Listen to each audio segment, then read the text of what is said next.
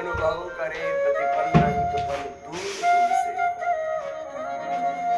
हर पल हमारे साथ है रघुनाथ, तो किस बात की चिंता। गाओ बच्चे। हम सदा अपने आप को भगवान के अंग संग अनुभव करें।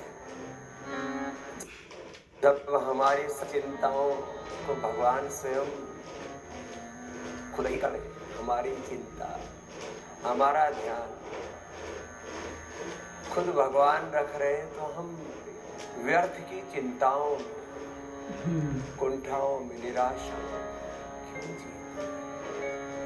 बस अपने कर्म का, अपने स्वधर्म का, अपने कर्तव्य का निर्माण करते चले और सब कुछ भगवान को अर्पित कर दिया तो भगवान अपने आप हमें संभालते। मंडूकासन से लेकर के गोमुखासन तक आसन भी करना,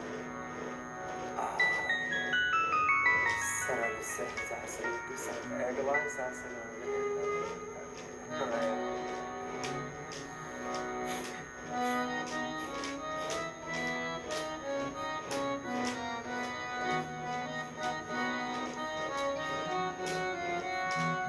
रामा रामा रटते रटते बीते उमरिया, रामा रामा रटते रटते बीते उमरिया। रघुकुल नंदन कब आओगे, रघुकुल नंदन कब आओगे,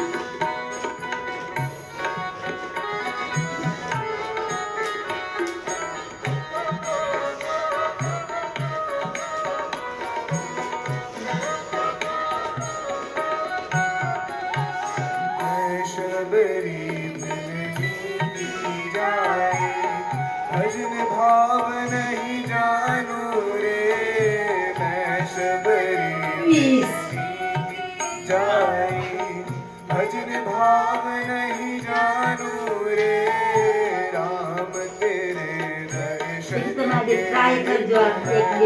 मन में मजा पड़ी जाए रे, राम तेरे दर्शन के हित में मन में जीवन पालू रे, चरण कमल से निर्मल कर दो, चरण कमल से निर्मल कर दो, दास की घड़िया। रामा रामा रटते रटते बीते उमरिया, रामा रामा रटते रटते बीते उमरिया।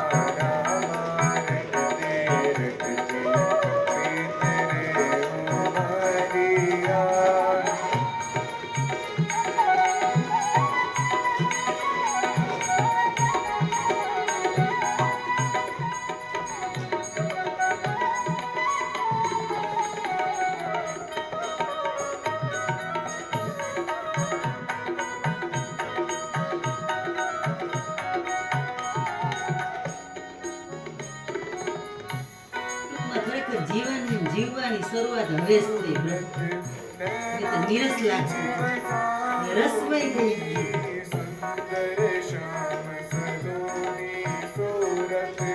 યોગ ભેળા ને અંદર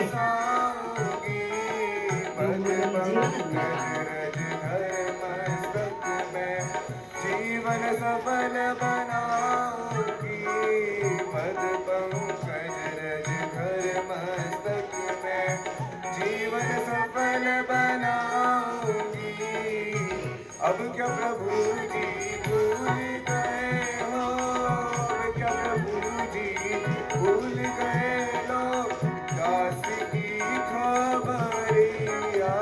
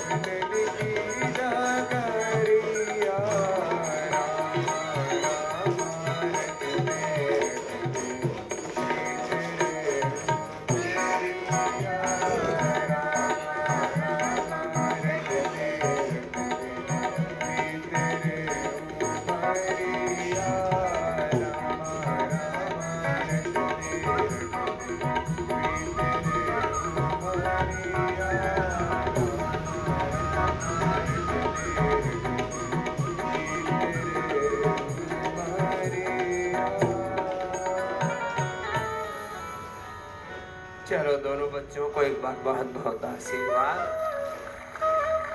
अब भगवत गीता सुनाओ। हम शरणागति की रोज बात करते हैं ना, तो इसी को भक्ति योग का है गीता। कौन सा अध्याय है? 12वां अध्याय सुनाओ। अथ द्वादशोऽध्यायः भक्ति योगः। अर्जुन उवाच। आप कपाल भाती करो। एवं सततयुक्ता ये भक्तास्त्वां पर्युपासते ये चाक्षरमव्यक्तं तेषां के योगवित्तमा। श्रीभगवानुवाच मय्यावेश्य मनो ये मां नित्ययुक्ता उपासते श्रद्धया परयोपेतास्ते मे युक्ततमा मता। ये त्वक्षरमनिर्देश्यम् अव्यक्तं पर्युपासते सर्वत्र गमचिन्त्यं च कूटस्थमचलं ध्रुवं संनियम्येन्द्रियग्रामं सर्वत्र समबुद्धया ते प्राप्नुवन्ति मामेव सर्वभूतहिते रताः। क्लेशोऽधिकतरस्तेषाम् अव्यक्तासक्तचेतसाम् अव्यक्ता हि गतिर्दुःखं देहवद्भिरवाप्यते। ये तु सर्वाणि कर्माणि मयि सन्न्यस्तमत्परा अनन्येनैव योगेन यन्त उपासते तेषामहं ध्यातुं न शक्नोषि मयि स्थिरम् अभ्यासयोगेन ततो मामिच्छाप्तुं धनञ्जय। अभ्यासेऽप्य समर्थोऽसि मत्कर्म परमो भव मदर्थमपि कर्माणि कुर्वन् सिद्धिमवाप्स्यसि। अतैतदप्यशक्तोऽसि कर्तुं हृद्योगमाश्रितः सर्वकर्मफलत्यागं ततः कुरु यतात्मवान्। श्रेयो हि ज्ञानमभ्यासात् ज्ञानात् ध्यानं विशिष्यते ध्यानात् कर्मफलत्यागस्त्यागात् शान्तिरनन्तरम्। अद्वेष्टा सर्वभूतानां मैत्रः करुण एव च निर्ममो निरहङ्कारः स शान्तिमधिगच्छति। एषा भ्रामे स्थितिः पार्थ नैनां प्राप्य विमुह्यति स्थित्वा स्याभ्रमन्तकालेऽपि ब्रह्मनिर्वाणं पृच्छति। ॐ तत्सदिति श्रीमद्भगवद्गीतासु उपनिषत्सु ब्रह्मविद्यायां योगशास्त्रे श्रीकृष्णार्जुनसंवादे भक्तियोगो नाम 12वां अब 16वां अध्याय सुनाओ। सब बच्चों को ये 18 अध्याय गीता पतंजलि के सभी बच्चे याद करते तो प्रतीकात्मक रूप से रामाशीष कृष्णाशीष जी सुना रहे। सब बच्चों के लिए जोरदार अभिनंदन। कल जब लाखों लोगों के साथ कार्यक्रम हो रहा था कुरुक्षेत्र में, तो कृष्णा जी एक छोटी सी बिटिया गायत्री, हमारे वेद भानु जी, उन्होंने तो 25 शास्त्र स्मरण किए। एक बार जोरदार अभिनंदन।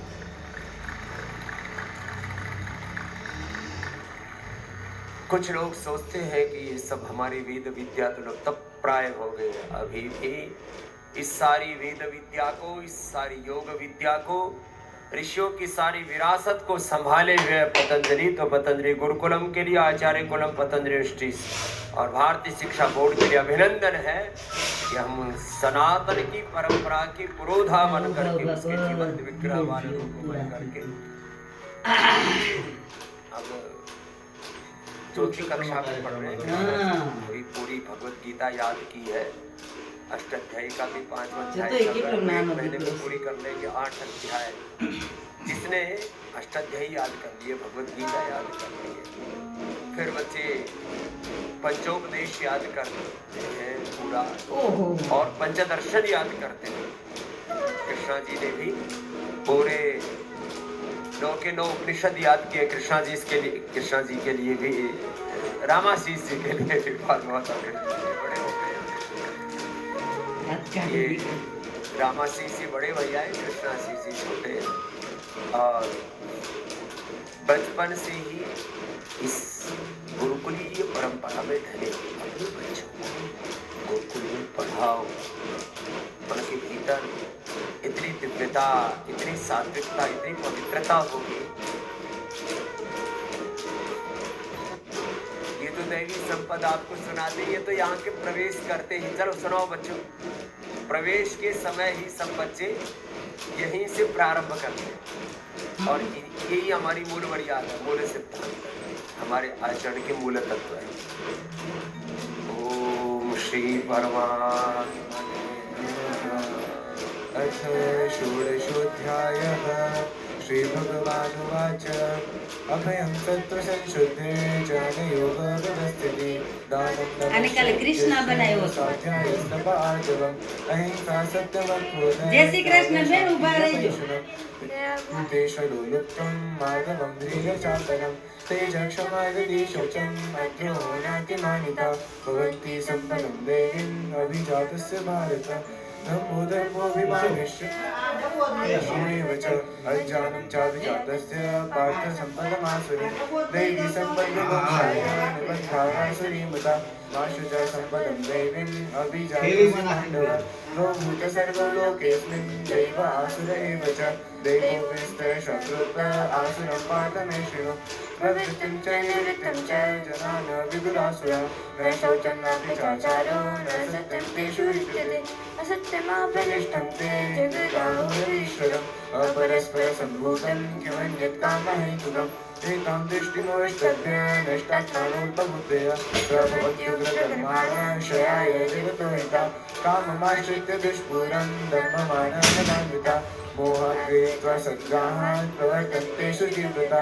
चिन्तामपरिमेयां च प्रलयतामुपाश्रिता कामोपभोगपरमा एतावदिति निश्चिता आशापाशशतैर्बद्धा कामक्रोधपरायणा ईयन्ते कामभोगार्थम् अन्यायेनार्थसञ्चयान् इदमद्य मया लब्धम् इमं प्राप्स्ये मनोरथम् इदमस्तीदमपि मे भविष्यति पुनर्धनम् असौ मया हतः शत्रुः हरिशेषापरानपि ईश्वरं गुणसम्भोगी सिद्धोत्पलमान् सुखे आढ्योऽपि जनवान्यस्मि पुण्यस्ति सदृशो मया यस्य दासानुदिश्य इति जानामि मोहिता अनेकचित्तभ्रान्ता मोहजालसमावृता प्रसक्ता कामभोगेषु पतन्ति नरकेषु च।